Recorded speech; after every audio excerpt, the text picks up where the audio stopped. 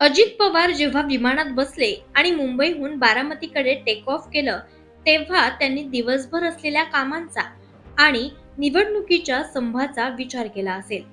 डोक्यात भविष्यातल्या अनेक गोष्टी सुद्धा असतील, पण नियतीच्या मनात काही वेगळंच होतं.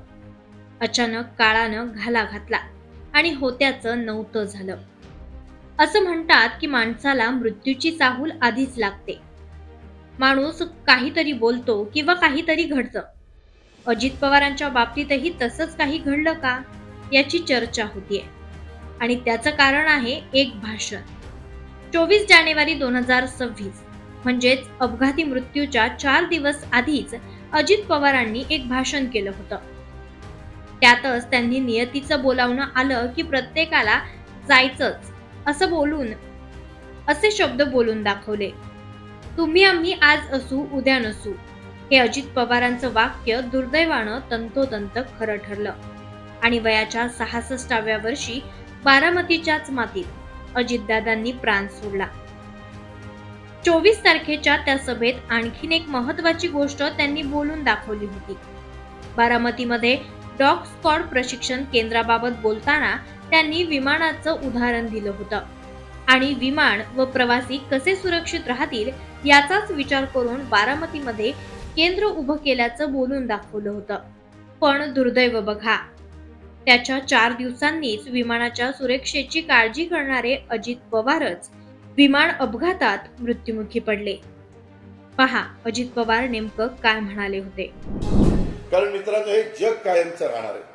तुम्ही आम्ही आज असू उद्या नसू. काळाच्या नियतीच्या पुढे बोलवणं आल्यानंतर प्रत्येकाला जायचंय. परंतु आपण आपल्या हयातीत काम करत असताना समाजाला राजकारण हेच काही सर्वस्व नाहीये. राजकारण हे होत असतं. राजकारण निवडणुका संपल्यानंतर विसरायचं असतं. पण ज्याच्यातनं त्या भागामध्ये आर्थिक सुबत्ता येणार आहे ते पाहिलं पाहिजे ना. आज हा माझा कन्हेरीचा परिसर मला आठवतोय. आज आता आमचे काही सहकारी आपल्यात हयात नाही. मग अकबर मुल्ला असेल किंवा आमचा दत्तूमाळी असेल, ही दोघेही माझ्याबरोबर माझ्या मोटरसायकलवर असायचे. कितीतरी जुन्या लोकांनी पाहिलेलं. आणि या ठिकाणी माळावर आम्ही फिरायचो, सगळ्या काही गोष्टी करायचो. अनेकदा काय काय आपण सगळ्यांनी केलं हे आपण पाहिलेलं आहे. वेगवेगळ्या समाजांनी त्रास दिल्यानंतर कशा पद्धतीनं आपण ती भूमिका घेतली. तो काळ होता, तो काळ गेला. आता ग्रीनरी आली. आता इकडं कुत्रा असा प्राणी आहे, श्वान म्हणजे डॉग इंग्लिशमध्ये त्याला म्हणतात. त्याच्यामध्ये कुठं चोरी झाली तर त्याला आपण तो वास देतो आणि तो माग काढतो की कुठं चोरटा गेला. तो गाडीमध्ये बसला तर तिथपर्यंत जाऊन तो हुंकतो. ते सगळं अशा प्रकारचं ट्रेनिंग. मोठे मोठे पंतप्रधान, राष्ट्रपती, परदेशातली मोठी लोक, VVIP वगैरे सगळे येतात. त्याच्याकरता ते कुत्रे अशा पद्धतीनं त्यांना डॉग स्क्वॉड प्रशिक्षण द्यावं लागतं. ते करण्याकरता आपल्या तिथं भोजूबाईला 94 कोटी रुपये खर्च करून काम चाललंय. तुम्ही म्हणाला अजित पवारला येड लागले काय 94 कोटी कुत्र्याला कुठे खर्च करतात? अरे बाबा, तशा पद्धतीनं ट्रेनिंग.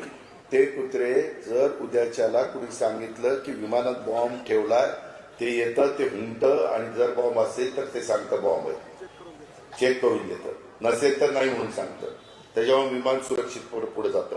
इतकं ते महत्वाचं आहे. आणि ते करणं आम्ही देशात मी काही ठिकाणी राज्यात पाठवलं. आपल्या राज्यामध्ये करण्याची गरज होती. मला तिथं जागा मिळाली आणि तिथं आपण केलेलं आहे. त्याच्यातून तिथल्या एक नवीन बारामतीमध्ये झालेलं हे अजित पवारांचं शेवटचं राजकीय जाहीर सभेतलं भाषण मानलं जात आहे, ज्यात ते बारामतीमध्ये केलेल्या विकास कामांवर बोलले. बारामतीमधील कार्यकर्त्यांची नावं घेऊन त्यावर बोलले. बारामतीच्या राजकारणावर बोलले आणि जिल्हा परिषद पंचायत समितीच्या उमेदवारांसाठी त्यांच्या घड्याळ चिन्हासाठी मतही मागितलं. त्यानंतरच 4 दिवसांनंतरच बारामतीच्याच मातीत हा अपघात घडल्यानं त्या भाषणाची आणि यातील नियतीबद्दल केलेल्या वाक्यांची चर्चा होत आहे.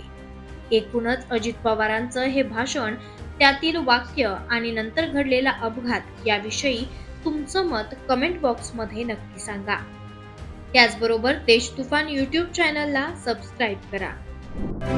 आपण पाहत आहात देश तुफान न्यूज. न्यायिक व निर्भीड बातम्यांचे सर्वांचे आवडते नेटवर्क.